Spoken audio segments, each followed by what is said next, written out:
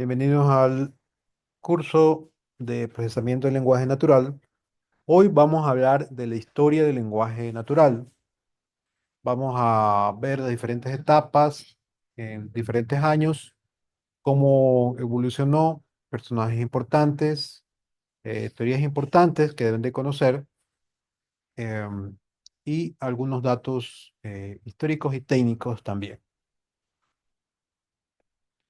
La historia del procesamiento del lenguaje natural se puede dividir en diferentes etapas, desde la aparición de las bases o paradigmas eh, fundacionales en la década de 1940 hasta la explotación de los paradigmas más modernos para desarrollar aplicaciones más inteligentes.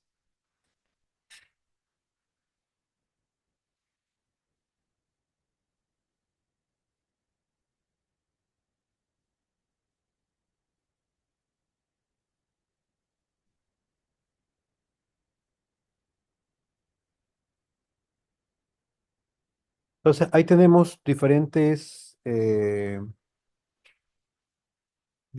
décadas de 1940 a 1950.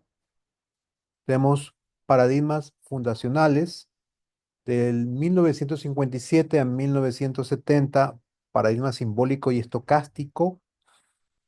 De 1970 a 1983, cuatro paradigmas de investigación. De 1983 a 1993, revivir el empirismo y los modelos de estados finitos. De 1994 a 1999, unión de las diferentes vertientes, y del año 2000 en adelante, pues el auge del aprendizaje automático, que es una de las cátedras o materias que están viendo ustedes también en su malla. ¿Por qué? Porque una de las aplicaciones hoy en día del aprendizaje automático es el procesamiento de lenguajes naturales, una aplicación de aprendizaje automático. Ya todas estas etapas anteriores pues ya nos sirven ahora, hoy en día, lo que están basados en aprendizaje automático. ¿Y qué es un paradigma? Un paradigma es un modelo o un patrón de pensamiento, ciencias o prácticas compartidos por una comunidad o grupo que guía su comprensión y acción en un área específica. Sí, eh, es un modelo de pensamiento. Es, ese es un paradigma. Habrá frases que dicen no hay que seguir los paradigmas o no hay que guiarse por paradigmas. Eso lo quieren decir cuando se quiere innovar, ¿no? O sea, un paradigma es un modelo ya creado en el pasado y por seguirlo o por aplicarlo, a veces se cometen errores no teniendo en cuenta las nuevas variables. Entonces, eso es lo que es un paradigma, un modelo de pensamiento, que es, hay otra palabra que es estocástico. Estocástico significa al azar, ¿no? Tiene que ver con estadística, al azar. Ok, entonces, vamos a ver el origen de 1940 a 1950. Les voy a poner un video. No sé si ustedes alguna vez han visto una película que se llama Código Enigma. Voy a...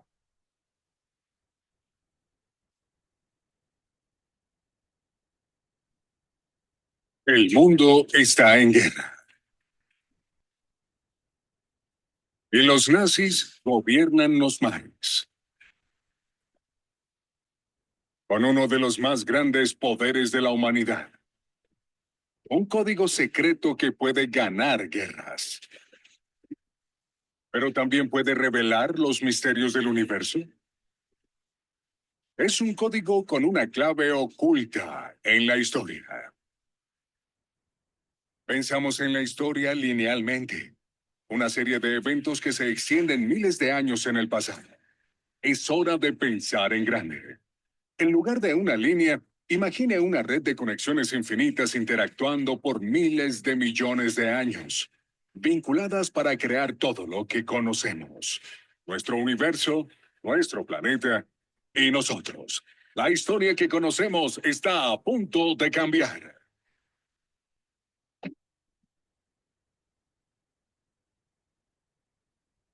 2 años después del inicio de la Segunda Guerra Mundial, los nazis preparan una orden para hundir un barco británico.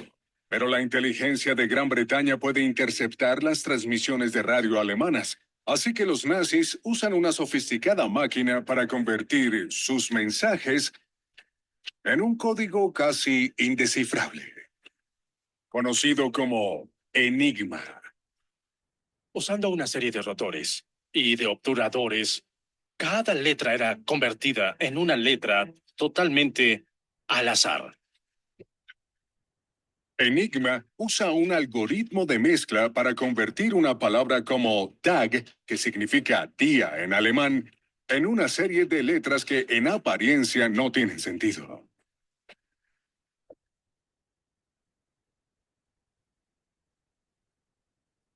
Con la máquina Enigma, sería completamente al azar si no tenías la clave necesaria para introducirla en tu máquina Enigma después de recibir el mensaje. Enigma tiene 159 cuatrillones de variaciones.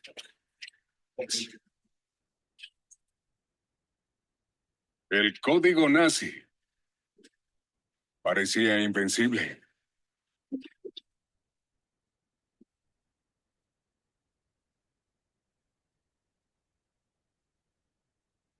La historia nos dice que en la guerra, los códigos pudieron ser la clave para la victoria o la derrota.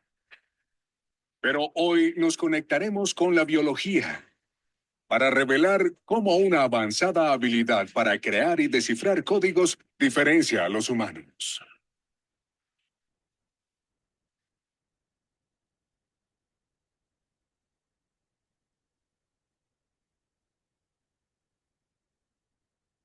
Todos los animales cifran y descifran mensajes.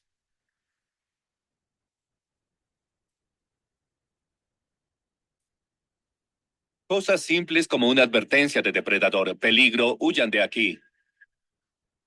Ira, apártense.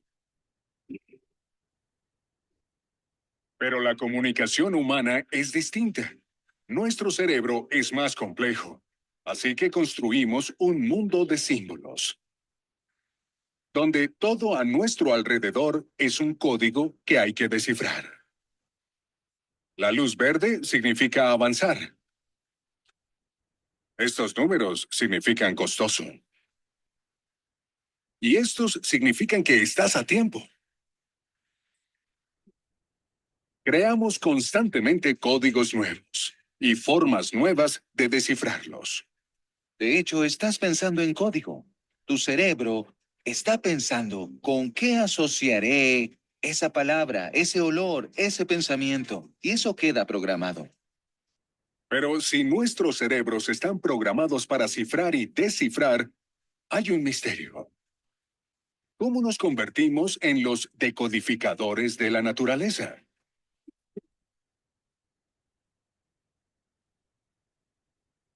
Ven en la pantalla.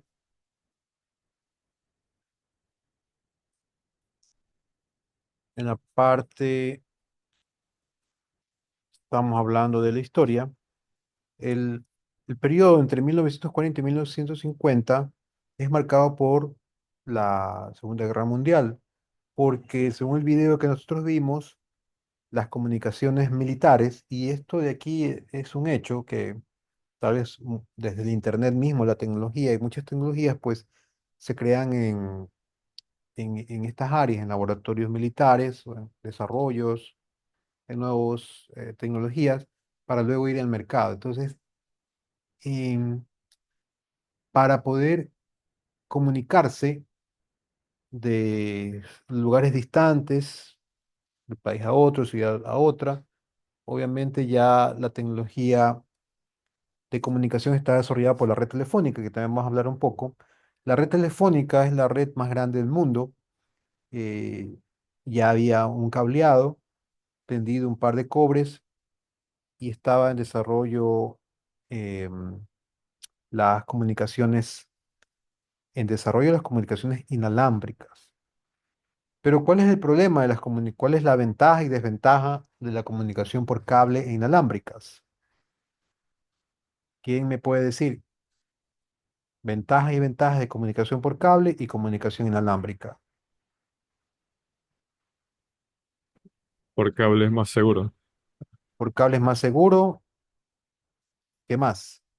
Sí, es verdad, totalmente de acuerdo. ¿Por qué? Porque es más seguro. Porque está inmune a interferencias. Interferencias.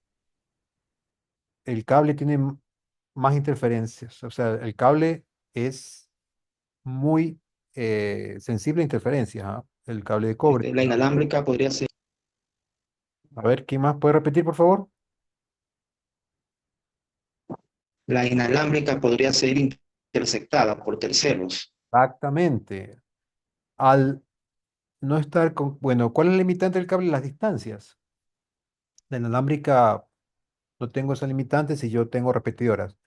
Pero como dice el compañero, es la seguridad. Puede ser interceptada y decodificada porque está en el aire. Entonces, una comunicación telefónica que yo tenga por un medio inalámbrico sin codificar, cualquier receptor en la misma frecuencia puede escuchar. Tal cual, no sé si se acuerdan o habrán utilizado el teléfono convencional, un paralelo, ¿no?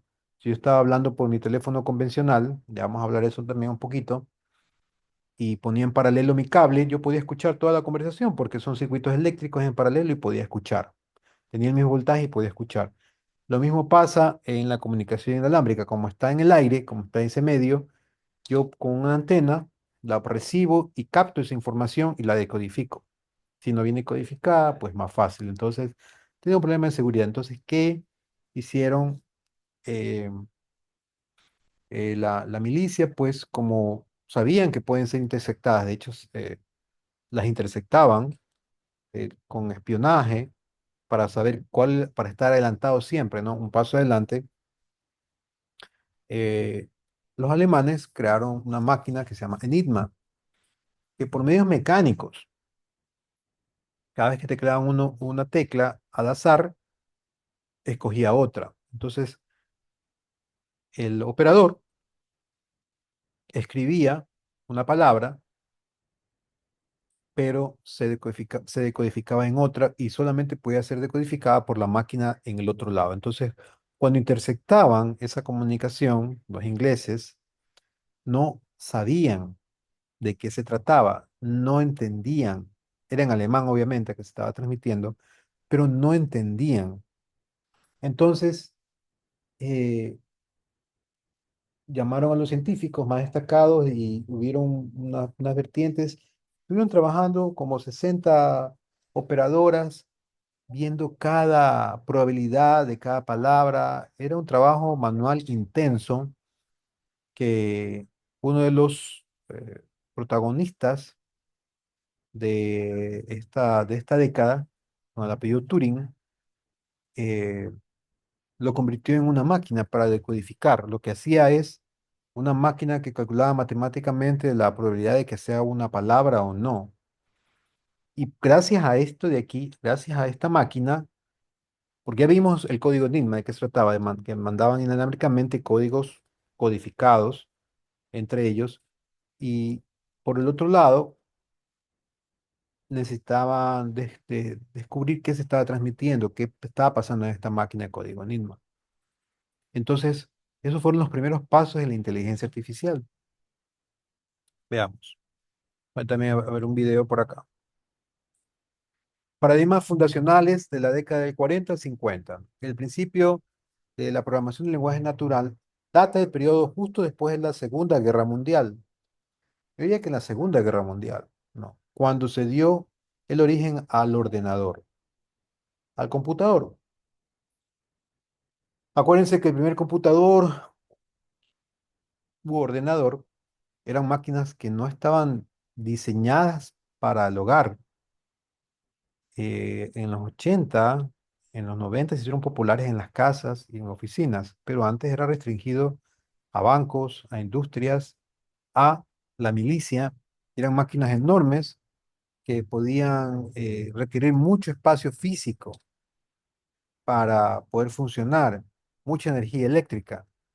Fueron los primeros computadores. En ese periodo, desde la década de 1940 hasta el final de los 1950, se trabajó intensamente en dos paradigmas fundacionales: autómatas y los modelos probabilísticos o teoría de la información.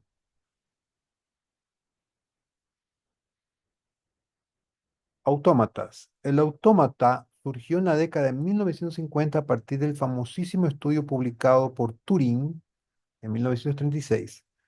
Los números computables con una aplicación al H-Chindon Problem es una palabra en alemán que significa el problema de decisión, el problema de decisión, y que se considera como la base de la informática moderna. El trabajo de Turing condujo primero a un modelo simplificado de la neurona como elemento de computación que podría describirse en términos de lógica proporcional, y luego la definición de autómatas finitos y las expresiones regulares, ¿no? Están McCulloch, Pitts y Klein. Entonces, aquí hay palabras claves, ¿no? Primero, Turing no se olviden ese nombre, lo llaman en muchos textos el padre de la computación, eh, porque él encontró una aplicación que tuvo mucho valor en la guerra. eh, y luego aparecen otros científicos como Shannon. Gracias a Shannon o las teorías de Shannon, eh, la voz se puede transmitir de esta forma. Yo estoy hablando de forma analógica.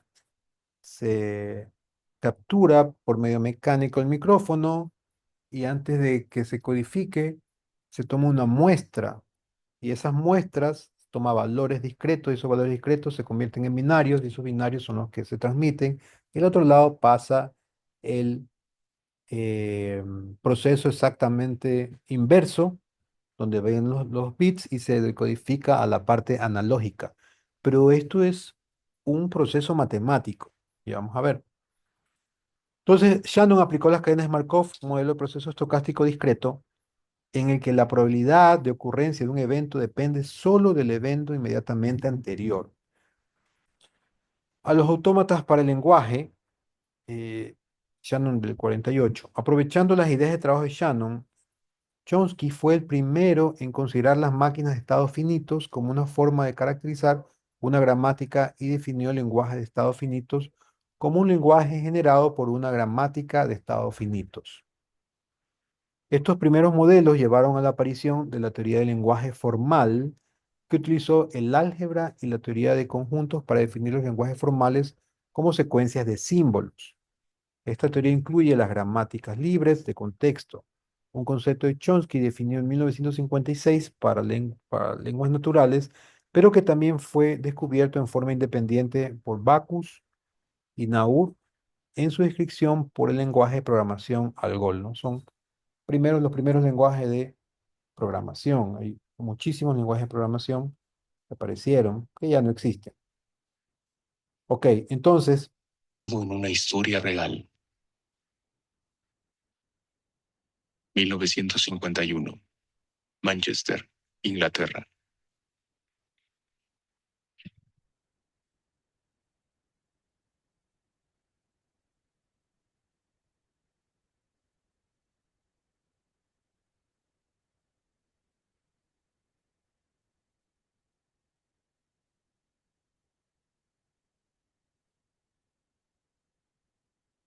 aquí tengo otra versión, pero vamos a ver. ¿Me está poniendo atención? Bien. Si no lo está haciendo, se va a perder cosas importantes. Y yo no me detengo, no explico dos veces. La máquina, miren el tamaño. Esta máquina interceptaba comunicaciones y hacía el trabajo de las operadoras, porque era un trabajo manual.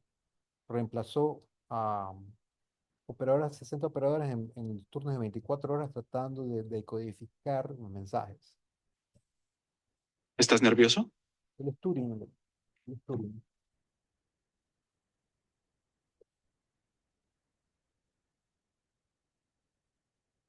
Un computador.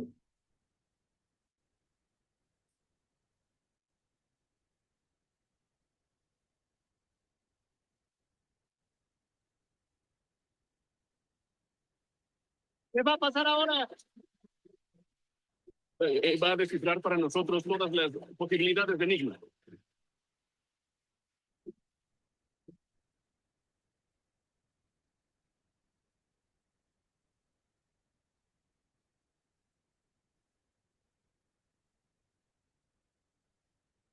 ¿Cuánto tiempo?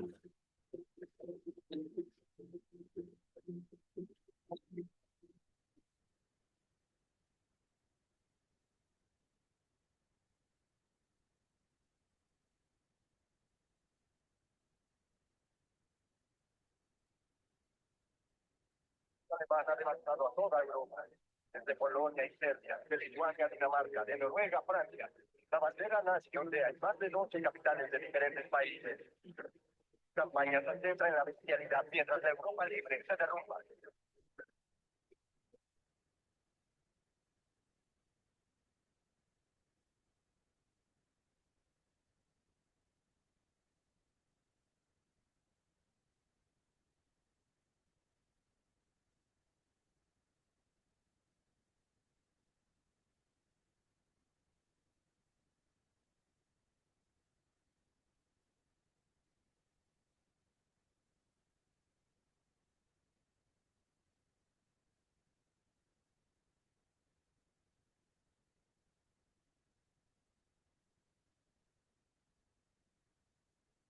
Oh, todavía funciona.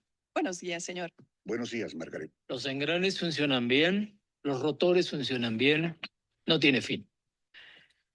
¿Aún no hay resultados? No.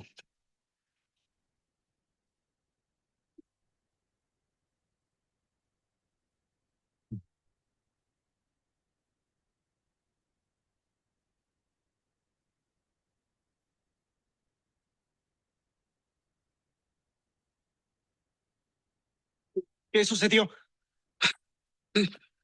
¿Funcionó? Alan. Alan. Alan. Necesito un nuevo mensaje. El último interceptado.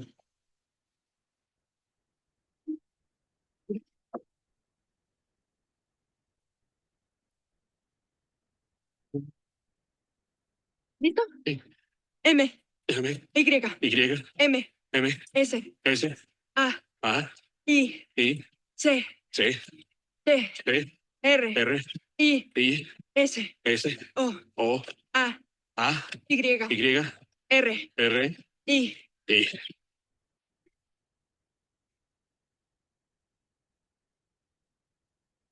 Kilómetros Jaguar y South Point se dirige hacia 53 grados 24 minutos norte a North Point, 1 grado al oeste. Heil Hitler.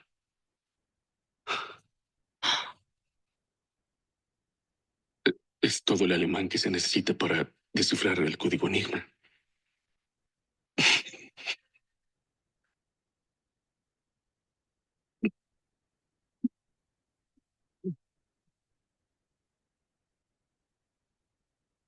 Bueno, entonces, definitivamente este tipo de...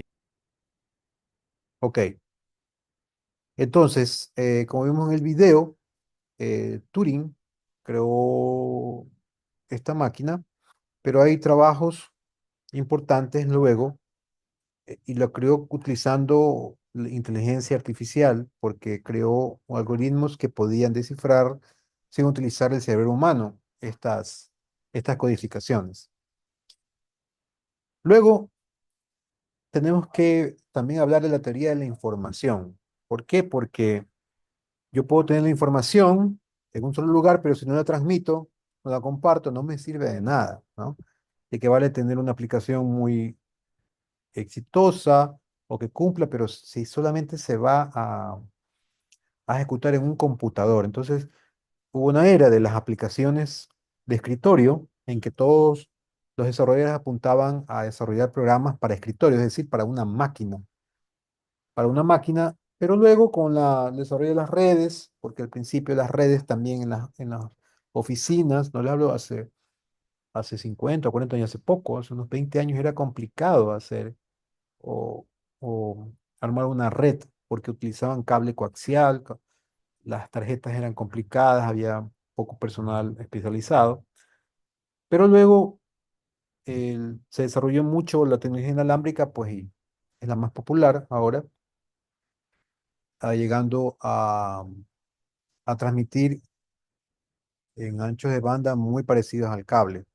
Sin embargo, todavía tienen su deficiencia, mucho más seguro el cable, como decía un compañero, eso estoy totalmente de acuerdo. Para comunicaciones, empresas importantes donde se maneja información muy confidencial, pues no hay red inalámbrica, sino se sigue utilizando el cable. Ok. Teoría de la información. El segundo paradigma fundamental de este periodo fue el desarrollo de algoritmos probabilísticos para el procesamiento del lenguaje y del habla. ¿Sí? Esta idea proviene de la gran contribución de Shannon. Shannon es importante, es un científico importante para todo lo que es voz. Vamos a ver por qué. Voz y datos, ¿no? El teorema de codificación de canal en la teoría de la información y que muestra que es posible la transmisión y decodificación del lenguaje a través de un canal de comunicación ruidoso. Shannon presentó el concepto de entropía de la termodinámica como una forma de medir la capacidad de información de un canal o el contenido de información de un idioma y realizó la primera medida de la entropía del inglés utilizando técnicas probabilísticas. También durante este periodo inicial se desarrolló el espectrógrafo de sonido y se realizó investigación fundamental en la teoría, en la fonética instrumental, lo que sentó las bases para el reconocimiento de la voz. La primera máquina capaz de realizar el reconocimiento de la voz apareció a principios de los años 50.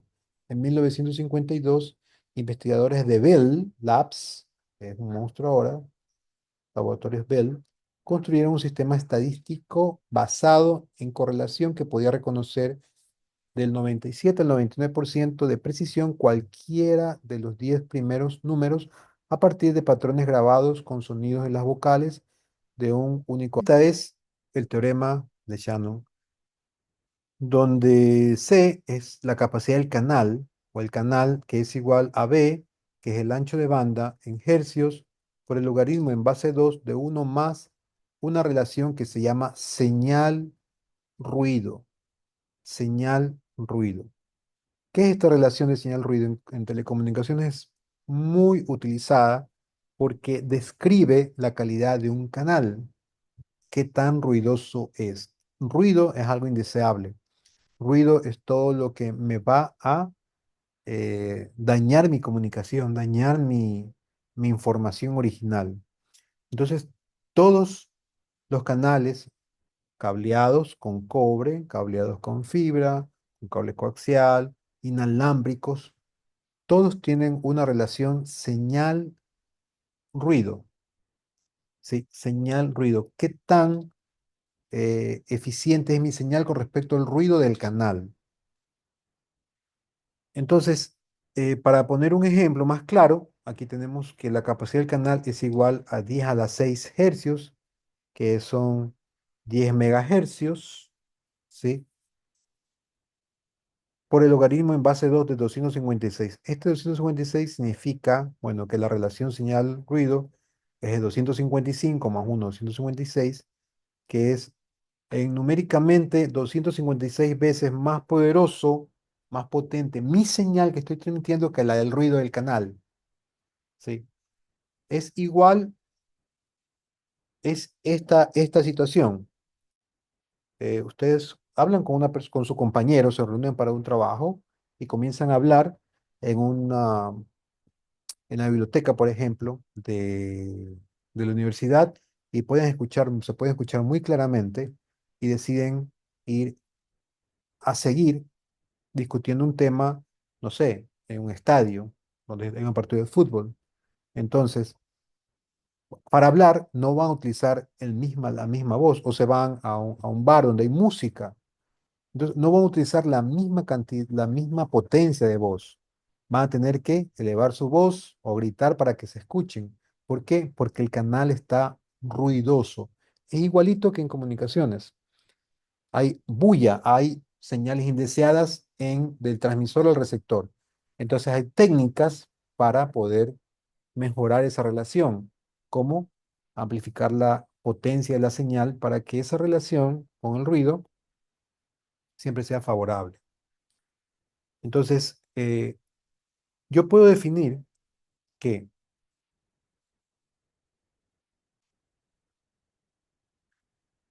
eh, un canal con este ancho de banda que yo pueda transmitir, logaritmo en base de 256,8, ¿no? Porque 2 elevado a la 8 es 256. Solo podré transmitir 8 megabits por segundo. ¿Sí? Podré transmitir solo 8 megabits por segundo. Shannon nos enseña esto y se sigue aplicando para calcular la capacidad de un canal. ¿Sí? Entonces, y aquí está la razón por la que a mayor ancho de banda, mayor frecuencia, más información puedo pasar. Menor frecuencia, menos información puedo pasar. Pero todo tiene un costo. En la física, físicamente, allá hablando de física, cuando tengo una señal de alta frecuencia, la señal se atenúa a menor distancia que una señal de menos frecuencia. Es decir, yo tengo, cuando utilizo menos ancho de banda, menos frecuencia, una menor cantidad de frecuencia, por ejemplo 10 Hz, voy a alcanzar mucho más distancia que 10 a la 6 hercios. Por esa razón es que en el dial de las radios, que están en los carros, ¿verdad? Tenemos varios canales, los más famosos AM y FM. Cuando hablo de AM, dice AM significa amplitud modulada, FM frecuencia modulada. En AM, la señal o las frecuencias son bajas y la calidad del sonido es pobre, pero puedo alcanzar más distancia, puedo transmitir Guayaquil y llegar a otra ciudad. En FM no, por eso es que ustedes cuando van en la carretera y cogen un dial y están escuchando una radio, se van vía la costa y solamente a menos de medio camino la señal se va a desvanecer y van a escuchar ruido, porque ya la señal es muy débil. Si cogen una radio AM, van a escuchar mucho más lejos, muchísimo más lejos. Claro, el precio es la calidad del sonido, que no va a ser igual que en FM. ¿Tienen alguna pregunta hasta aquí?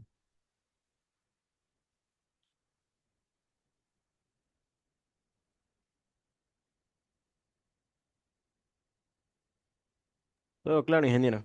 Ok. Pues por eso es importante, Shannon, porque nos da una herramienta sencilla para poder calcular hasta cuántos bits por segundo yo podía transmitir por un canal sin tener ningún problema. ¿Sí? Por eso es que las redes, por eso es que, digamos, eh, el 80% en una infraestructura, el 80% de las fallas están en las redes, están en el cableado, en las redes inalámbricas, etcétera, porque es muy sensible al ruido, a esta parte de aquí, ¿sí? Y no es el ruido como nosotros lo conocemos, es un ruido eléctrico, es un ruido de frecuencias, es cuando existe mucha densidad. Hoy en día se genera mucho más ruido en cualquier parte porque en la parte inalámbrica, porque hay muchas señales, hay muchos dispositivos más inalámbricos, hay antenas en un barrio, en una cuadra, ahí van en 10 casas, vamos a tener 10 antenas donde se están queriendo siempre ganar el canal sobre otra, entonces tenemos mucha interferencia. Hay técnicas, obviamente, que no son parte de este curso, pero se aplican para poder tener esta capacidad muy grande y no tener problemas en la transmisión, pero eso depende. También mencionamos el espectrógrafo, que es un equipo que lo que hace es representar las frecuencias de la voz en un gráfico que las relaciona con la potencia. Entonces, cuando nosotros estamos hablando, estamos utilizando un rango de frecuencias y ese rango de frecuencias tienen una potencia para poder, y diferentes potencias para poder eh, transmitir un diálogo inteligible, o sea, algo que se puede entender. Yo en cada palabra, en cada frase, cada letra, hay diferencias para que ustedes me puedan entender. Hay diferentes tonalidades, hay diferentes frecuencias. Las frecuencias que nosotros podemos hablar están, ya vamos a ver en el rango en el siguiente video que dice de una red telefónica, podemos ver esos datos muy técnicos. La telefonía, que hoy conocemos incluso al celular, que es IP, todo, tiene que ver muchísimo con las teorías de Shannon porque convierte eh, la voz, por ejemplo, todo lo que necesitamos como canal de voz en hercios, en bits por segundo.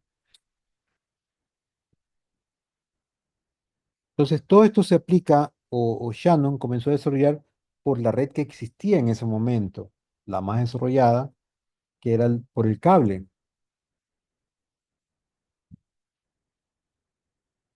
Entonces, ¿qué se comunicaba por el cable? Estos equipos, pero si vamos a la historia, ¿no? El disco de el teléfono de disco de pulso, ¿no? ¿Alguien ha utilizado este tipo de teléfonos?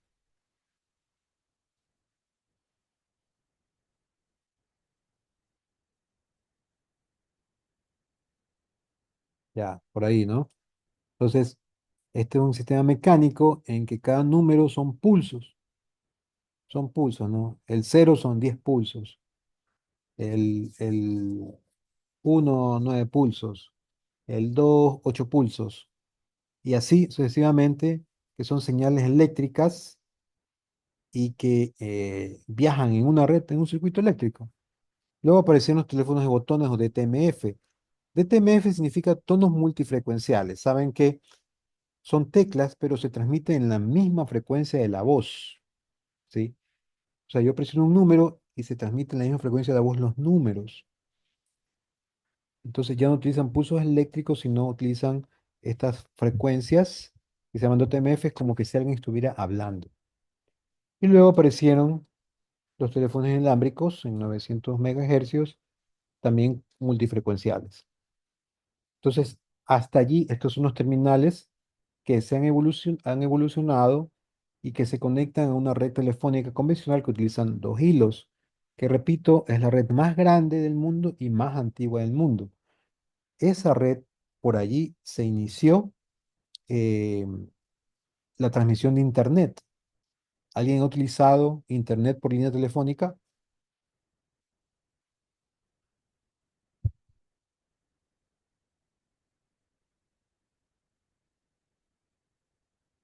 Ay, bueno, Yo, profe, yo me acuerdo que lo utilizaba y generaba demasiado ruido en el teléfono. así, Incluso en esos momentos ya no se podía utilizar, ya no se claro. podía llamar. Sí, sí, sí. Y todavía se sigue utilizando. Eh, en Ecuador no, porque ya hay conexión por fibra óptica, pero en uno de los viajes que hice, por ejemplo, a Estados Unidos, en un camino que estaba en una ciudad apartada, quise utilizar un cajero automático y el cajero automático se conectó a internet por línea telefónica, porque ahí existe un handshake que le llaman una comunicación clásica, ¿no? Del sonido de un módem telefónico.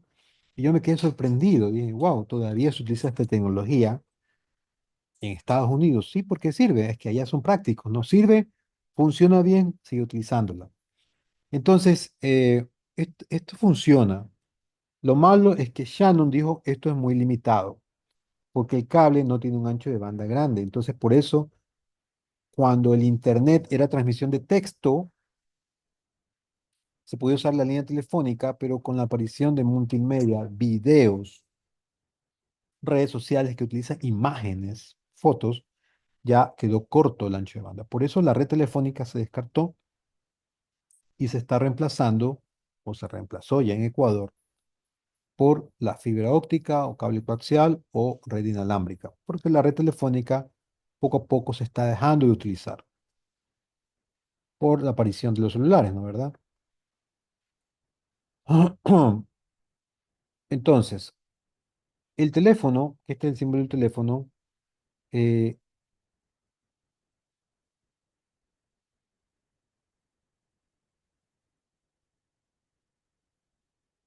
tiene tres estados. Estado colgado, o sea, está cerrado el teléfono. Estado de timbrado, cuando me avisa, oye, hay una llamada, igual que cuando les timbra el teléfono celular, ¿sí? Y en conversación. Son tres estados que siguen habiendo en los teléfonos celulares que hoy en día utilizan, ¿no? Colgado, que significa que está listo para trabajar, está encendido el teléfono y esperando un timbrado, y en conversación. Los tres estados no han cambiado, desde el teléfono convencional hasta el celular. Siguen igual. Lo que ha cambiado es el canal.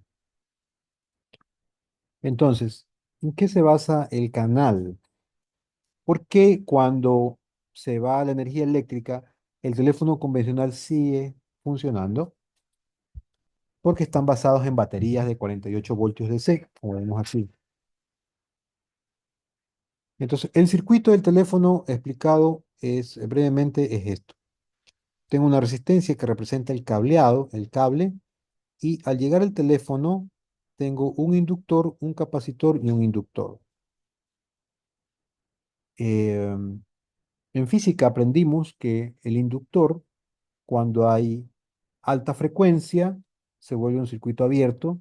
Cuando hay baja frecuencia, se vuelve un circuito cerrado. El capacitor, cuando hay alta frecuencia, se vuelve un circuito cerrado, y cuando hay baja frecuencia, se vuelve un circuito abierto, o sea, lo opuesto al inductor. Entonces, cuando viene una frecuencia y, y pasa estos filtros, pues el teléfono o timbra o está en conversación. Más adelante tiene esta sección del parlante y micrófono. ¿Sí? Este es un teléfono, digamos, lo más simple que pueda haber, ¿no? Y así funciona. Parlante y micrófono. Entonces, este es un circuito resumido. Y yo tengo una línea, o siempre voy a tener un voltaje entre estos terminales de 48 voltios en DC, continuos. Y va a estar en estado colgado, estado así, ¿verdad? Porque ahorita no está recibiendo. Solamente yo voy a descolgar cuando recibo una llamada, cuando hay un timbrado.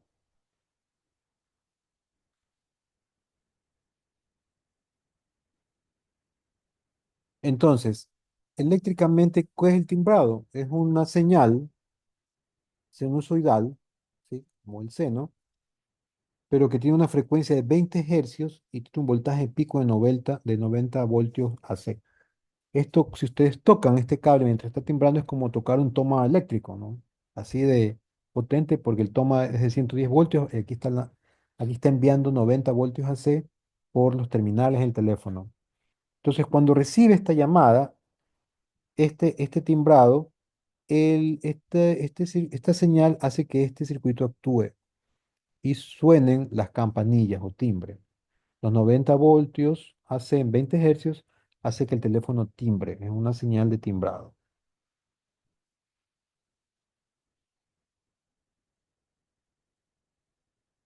Cuando timbra, yo alzo el teléfono, descuelgo el teléfono y entro en conversación. En conversación hay de 0 a 9 voltios, pero ya no de C, sino AC. Y vamos a tener señales desde 300 a 3000 hercios. Ese es el espectro de nuestra voz. Cuando nosotros hablamos en frecuencias que van de 300 a 3000 hercios. Ese es nuestro espectro como humanos. No podemos desarrollar ni más baja frecuencia ni más alta frecuencia.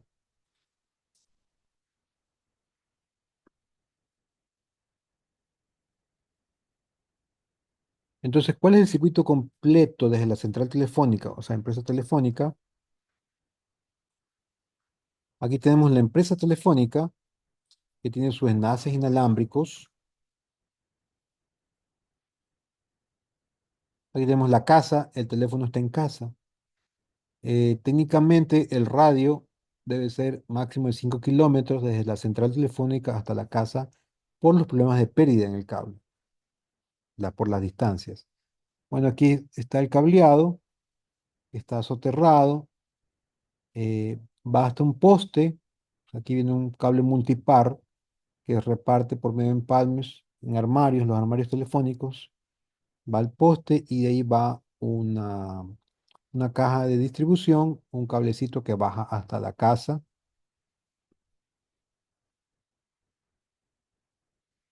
Y pues lo que está pasando es un circuito de 48 voltios, más o menos 48 voltios, que termina en una caja telefónica donde yo puedo medir, si tengo un multímetro, 48 voltios. El teléfono colgado.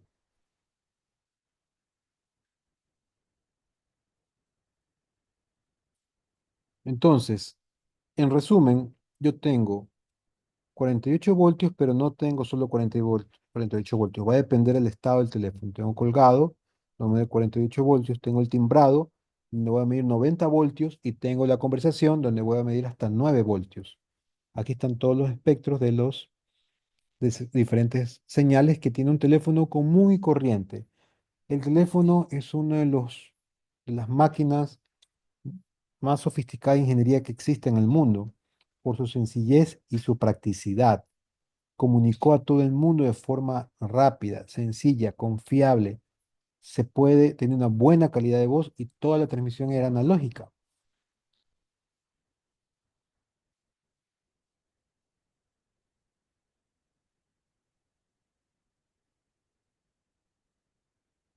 Para poder transmitir, si yo tengo de 300 a 3000 hercios, ¿sí? Yo necesito dimensionar cuánto internet puedo transmitir por ahí. Ahí está fácil, ¿no? O el cable. No son cantidades muy altas. Por eso es que ya no se utiliza, porque necesitamos ahora mayor ancho de banda por la cantidad de datos que estamos transmitiendo.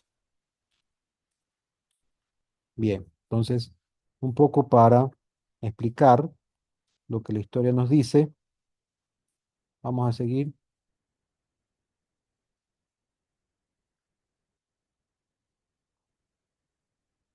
Ok, entonces, la teoría de la información eh, viene con los algoritmos, también la parte de la infraestructura de la que hablamos. Ahora viene el paradigma simbólico y estocástico de 1957 a 1970. A fines de la década de 1950 y comienzos de la década de 1960, el procesamiento del habla y lenguaje se había dividido muy claramente en dos paradigmas.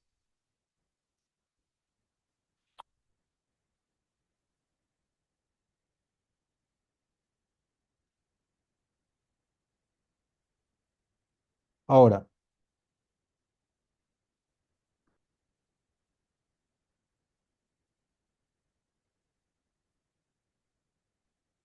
ok, ¿qué es el paradigma simbólico?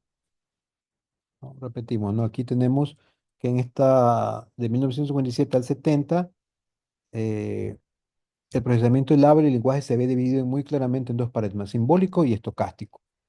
Lo simbólico, vamos a ver qué es cada uno de ellos. Vamos a definirlo, ¿no? El paradigma simbólico apareció de dos líneas de investigación: la teoría del lenguaje normal y la inteligencia artificial. Miren desde qué año estamos hablando de inteligencia artificial. Desde hace muchísimo tiempo, en la década de los 50. La primera línea se basa en el trabajo que realizaron Chomsky y sus colaboradores en la teoría del lenguaje formal. Sí, les voy a compartir los videos y el PDF, no se preocupen, para que puedan leer otra vez y puedan ver el video. La primera línea se basa en el trabajo que realizan Chomsky y sus colaboradores en la teoría del lenguaje formal y sintaxis generativa. Además del trabajo de muchos lingüistas e informáticos que estudiaban los algoritmos de análisis, inicialmente de arriba hacia abajo o el top-down y de abajo hacia arriba, bottom-up, y luego a través de la programación dinámica. Uno de los primeros sistemas de análisis fue el TDAP, Transformation and Discourse Analysis Project, o sea, es un algoritmo que puede de forma simbólica decodificar y mostrar un lenguaje formal, ¿no? Con su respectiva sintaxis. La segunda línea de investigación del paradigma simbólico fue el nuevo campo de la inteligencia artificial. En 1956, John McCarthy y Marvin Minsky, Shannon y Rochester se congregaron durante 2 meses a un grupo de investigación para realizar un simposio sobre lo que decidieron llamar inteligencia artificial, 1956. La inteligencia artificial y pues se desarrollaron varios, incluso máquinas que podían interactuar con las personas, analógicas, ni siquiera digitales. Aunque el incipiente ámbito de la inteligencia artificial incluía una minoría de investigadores centrados en algoritmos estocásticos y estadísticos, incluidos los modelos probabilísticos y las redes neuronales, este nuevo campo se enfocó básicamente en el razonamiento y la lógica representadas por el trabajo de Newell, Simon, en los programas del ordenador, de Logic Theories y General Problem Solver. En los principios de la inteligencia artificial fue cuando se construyen los primeros sistemas de comprensión del lenguaje natural. En estos sistemas simples estaban diseñados para trabajar en un dominio concreto y basaban su funcionamiento en la búsqueda de patrones y heurística de palabras claves para realizar el razonamiento de la búsqueda de respuestas. Fue a finales de 1960 cuando se desarrollan algunos sistemas lógicos más formales. Esto tiene mucho mérito porque no tenemos la tecnología de ahora, ¿no? Todo era y tenían que procesar con señales analógicas. Un ratito que se me va a descargar la batería.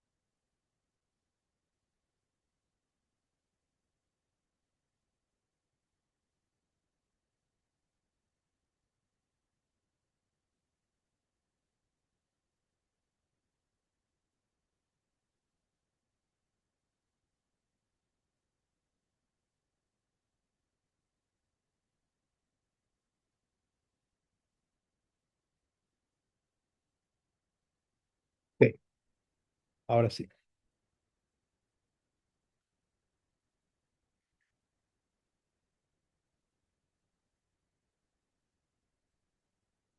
Paradigma estocástico se desarrolló principalmente por parte de investigadores de los departamentos de estadística e ingeniería electrónica.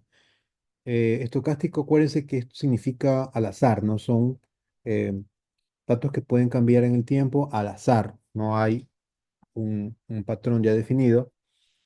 Eh,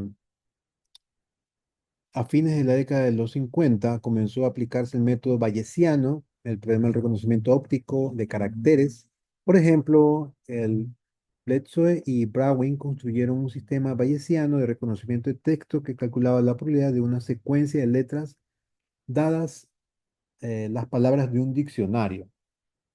Entonces ya se utilizaba un algoritmo para poder predecir la palabra, ¿no? En la década de los 60 aparecieron también los primeros modelos psicológicos para el PLN basados en gramáticas transformacionales y los primeros corpus disponibles online. Un ejemplo es el Brown Corpus, un corpus del inglés americano desarrollado en el 63 por Brown University y contiene una colección de 1.000.000 de palabras extraídas de 500 textos de diferentes géneros, periódicos, novelas, no ficción, etc. Para los 70 al 83, tenemos 4 paradigmas de investigación, ¿no? Paradigmas modelos de pensamientos. Tenemos el estocástico, el basado en la lógica, comprensión del lenguaje natural y modelado de discurso. El paradigma estocástico jugó un papel muy importante en el desarrollo de algoritmos de reconocimiento de voz para los que se utilizaban modelos ocultos de Markov y el teorema de codificación del canal de Shannon. Algunos de los investigadores que trabajaron en este ámbito fueron Jelinek, Ball, Mercer y sus socios Thomas J. Watson, Research Center de IBM, Baker, etc. Entonces, el paradigma estocástico tiene que ver con el reconocimiento de voz. ¿Por qué? Porque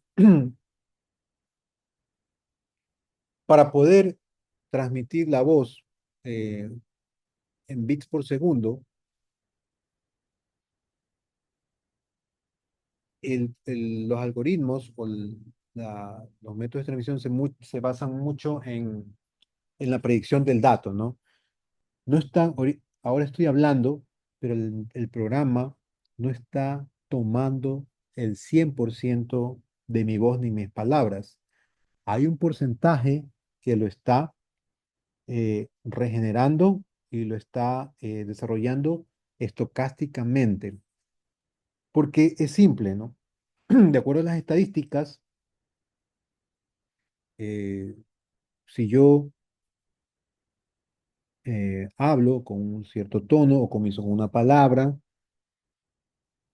no va a haber mucha variación porque todo es finito, ¿no? Tenemos un número finito de lenguajes, tenemos un número finito de frecuencias, todo eso codificado puede predecir la palabra completa. Entonces, del 100% de lo que estoy hablando y me están escuchando ahora, tranquilamente puede ser procesado un 50% por la computadora y es lo que se está transmitiendo. El resto es desarrollado por la misma computadora, basado en el paradigma estocástico. El paradigma basado en la lógica surgió en el desarrollo de otros investigadores en los 70 que tiene que ver con una serie de reglas con variables lógicas, ¿no? Las variables lógicas eh, y también una forma de expresar la gramática. Las variables lógicas se basan pues en todo lo que son la lógica matemática, las compuertas y, or, and, nan, nor, XOR, inverso, etcétera, que sirven para la programación. De forma independiente apareció también otros trabajos en donde la gramática generativa que se centra en la investigación de la sintaxis es lenguaje natural. ¿Sí?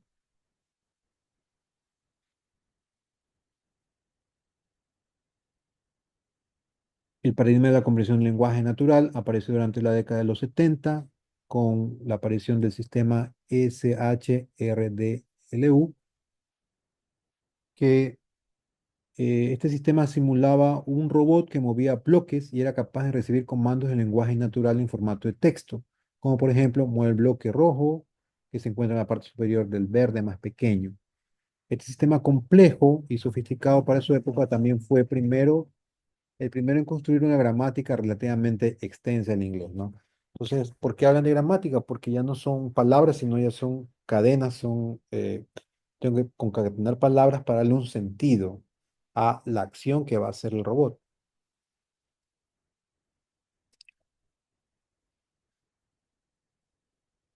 El paradigma del modelado de discurso se centró en las cuatro áreas claves del discurso, ¿no? Gross y sus colaboradores introdujeron el estudio de la estructura del discurso, el enfoque del discurso, Gross del 77. Una serie de investigadores comenzaron a trabajar en la resolución de una forma automática de referencias de discurso. Por último, se desarrolló el modelo BDI, un marco de trabajo basado en la lógica de actos de habla. O sea, un discurso ya no son frases, sino son conjuntos de frases que tienen ya una idea más elaborada, una temática más profunda, pero esto ya estaba, ya se desarrolló en esa época, en los 70. Del 83 al 93, ya nos estamos acercando más a nuestra época, a nuestra era. A partir del 83 volvieron dos clases de modelos que habían perdido popularidad a finales de los 50 y principios de la década de los 70 debido a los argumentos teóricos en su contra, ¿no? Los modelos de estados finitos, que es la fonología, morfología y sintaxis, y el empirismo, que son modelos probabilísticos y otros enfoques basados en los datos. Los modelos de estados finitos revivieron en esta época y comenzaron a recibir atención porque se usaron en la fonología y morfología de la sintaxis. Y la segunda tendencia en este periodo fue llamado el retorno del empirismo, marcada por el aumento de los modelos probabilísticos para el procesamiento del lenguaje del habla. Cabe destacar la influencia de los trabajos de investigadores de Thomas J. Watson Research Center de IBM sobre modelos probabilísticos en el reconocimiento de voz. Estos métodos probabilísticos y otros enfoques basados en los datos se extendieron en el etiquetado morfosintáctico.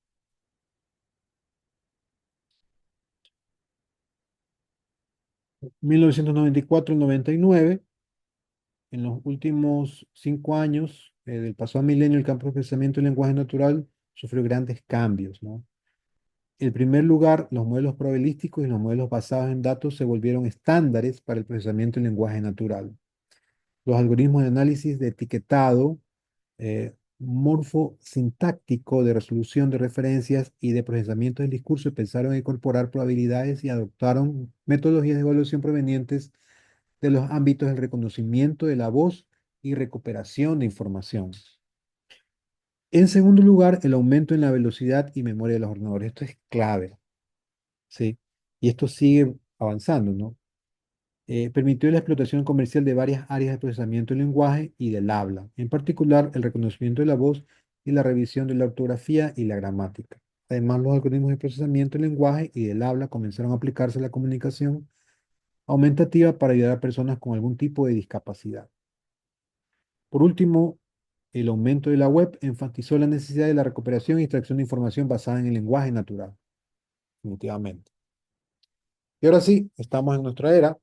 Desde aquí en adelante surge el aprendizaje automático, cátedra que están aprendiendo aparte, ya que el procesamiento del lenguaje natural es una aplicación del aprendizaje automático. Las tendencias empiristas, o sea, las estadísticas que marcaron la última parte de la década de los 90, se aceleraron a un ritmo asombroso en el nuevo milenio. Esta aceleración fue impulsada en gran parte por el aprendizaje automático. El aprendizaje automático, que puede ser supervisado o no supervisado, y que también reforzado, pero es, los más populares son supervisados y no supervisados, es el antecesor del deep learning, ¿no? Que utilizan la técnica utilizada ahora para el aprendizaje en las máquinas. El deep learning es el sucesor del aprendizaje automático. Grandes cantidades del material hablado y escrito se pusieron a la disposición de los investigadores a través de organizaciones, y estos materiales eran fuentes de texto estándar que venían anotados con información sintáctica, semántica y pragmática.